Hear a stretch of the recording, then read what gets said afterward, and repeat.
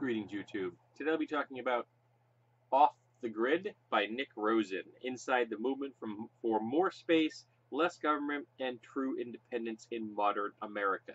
Now, first up, I would like to say that I never finished this book. I got about two-thirds of the way through when I just gave up out of boredom. Life is too short to read dull books. Now, I read it because I'm interested in the off-the-grid movement. I've been interested in off-the-grid since the 70s.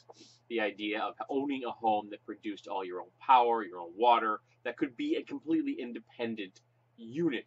Now, part of that was because I grew up in an era of the Cold War paranoia, and I felt that eventually our world was going to end in a rain of nuclear fire. It's one of the reasons I planned on committing suicide on the night I graduated from high school. Yeah, that wasn't a pleasant, bright, healthy time for me or America, in my opinion, or the world at large. But the idea of this independent structure kind of made me think of these architectural styles, like almost from like Planet of the Apes. These kind of futuristic, organic designs that were off in the distance, all by themselves, isolated, so that people could actually survive some kind of war like that. But in the modern era, I see them interested because they cut your bills down, they reduce your carbon footprint. They're particularly good if you were into the whole micro house thing. And the micro house thing, to my mind, is fascinating. I have no desire to live with one. I couldn't look at my books. This is one room. I've got many more bookcases than this in my home. So I could not live in a micro house. I would particularly wouldn't mind having one for like camping or vacations. That would be interesting, but I'm not in that kind of budget to do that. Nor do I have a vehicle that can pull it. But I'm fascinated by the whole off-the-grid movement in modern era. So I thought I'd read this. I also picked up another book, which was which is about the technology behind it. I may read that. Hopefully, it'll be better. But the first thing I didn't like about this was the author. He is pretentious, a little arrogant, a hipster, and biased in a way that I'm not sure that he is even aware he's biased. And some of the bias was very subtle, and I'm sure it went right past the editor who didn't really think about what the author was saying. Because I can guarantee you, if the author did, then he's disingenuous on top of it. And I think it was unconscious bias. As an example of that, when discussing the creation of our grid, which made sense, he talked about the grid, our power grid, so that he could then discuss off the grid. Because the author himself wants to be an off the grid or a full timer, which I respect. You want to do that? Cool, go for it. But he talks about Thomas Edison. When Thomas Edison first created a power grid, power generation, and he started making money from putting power into people's homes, he charged them by light. For example, I got 2 lights right here at the moment. And so you would probably pay twice as much as a person who only had 1 light in their home. Very simple idea. Now the author says because of that, it was in Edison's best interest to make the transmission of power the most efficient thing you could, because the more efficient it was, the larger his profit margin was, because he was charging per light. And then Edison decided, I will use the metered model, which is what we use today. And the metered model now says that you just pay for the electricity you use. And the author says that means Edison walked away from the idea of efficiency because it no longer mattered. He was now putting the burden of efficiency, or lack of efficiency in the author's opinion, on the shoulders of the consumer. Which sounds horrible, evil, corporate thing, except, Thomas Edison was dealing with the technology of his era and physics. You can only make transmission of electricity so efficient with the materials he had then and the materials we have now. Yes, it is more efficient now, but it still is not as efficient as it could be because of physics. All right? And if I was paying per item, what does that mean? I've got 2 fans going and 2 lights, a computer on a power strip. Does the power strip count as 1 object, or does it count as the 7 objects I have plugged into it? Now, I've got a dozen objects probably in every room in my home which has got that require some kind of power, but I don't use them most of the time. So do I get charged just for the object, or do I get charged for, like, okay, well, we estimate it's going to run 8 hours a day, so this is how much you can charge as opposed to something else. My refrigerator runs 24/7, as does the timer on my porch running one of my decorations, because it's a timer.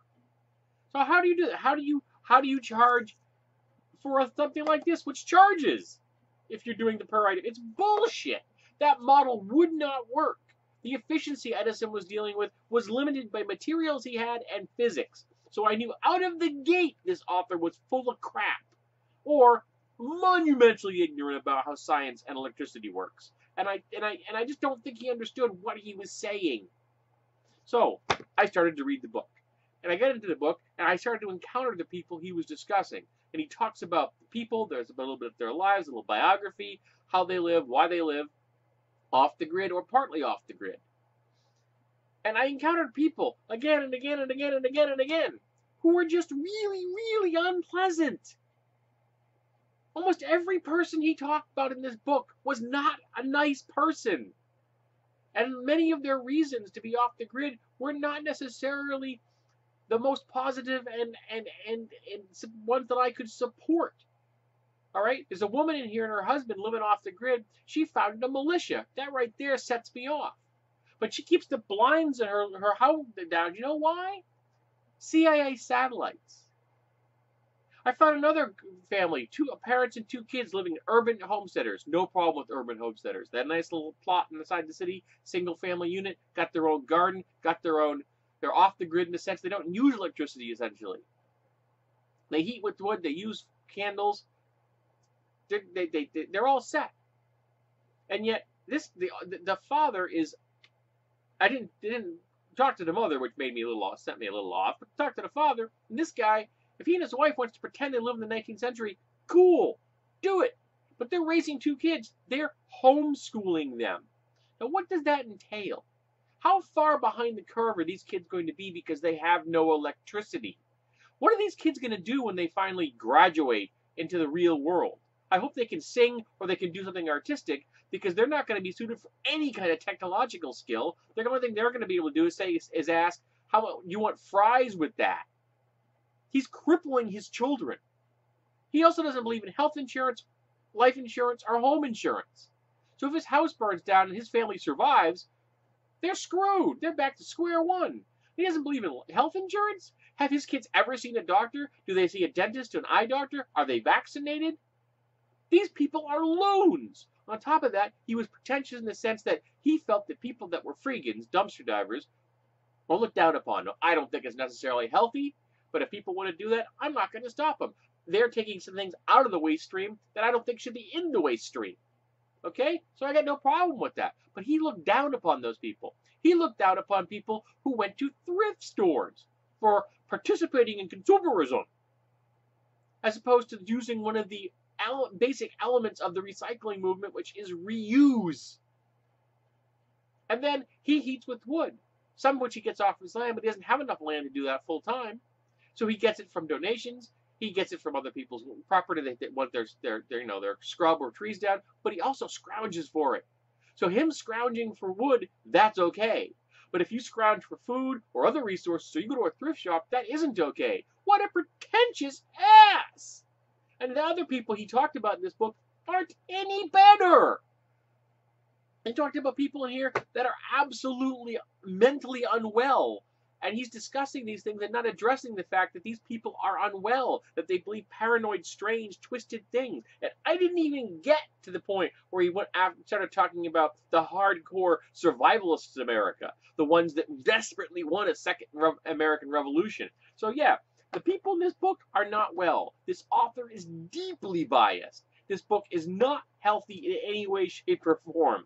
Inside the Movement for More Space. Okay, he's got a family, 3 siblings, and 4 kids. Okay, all belonging to one woman.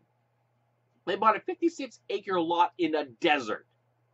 They're squatting on it with 4 small trailers. They have no electricity other than a generator. They have no running water. They use a porta potty. She's homeschooling her kids. She has a daughter who would be in 3rd grade who cannot do simple arithmetic or read. These are not healthy people.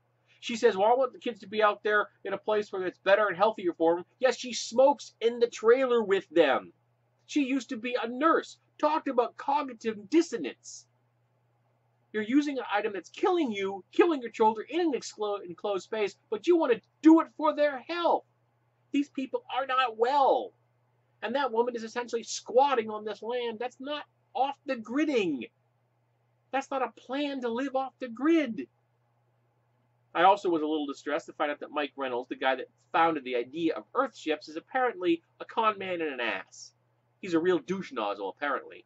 And that Earthships, which use tires for walls covered in concrete, are actually very inefficient as far as construction goes. It takes a whole lot of work in a way that is difficult to get people to do together unless you have a lot of money. And apparently the tires can outgas. I didn't know this. And you can be allergic to that outgas. Also bad. Maybe we just want to stick with hay bale walls. You can grow those. So, yeah, I was not happy with the book. I stopped reading it. I'm hoping the other off the grid book I have, which is more technically oriented, is more interesting. So I'll be donating this one. So yeah, I can't recommend this, and I don't know what else this guy's written, but I'm not going to read it because he's just not engaging.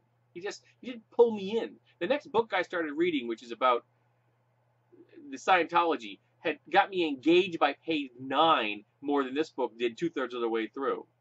So yeah, not a great book. I apologize for the rant. I don't like people that endorse ignorance and play off of people's mental illness and don't address the fact that these people are mentally ill.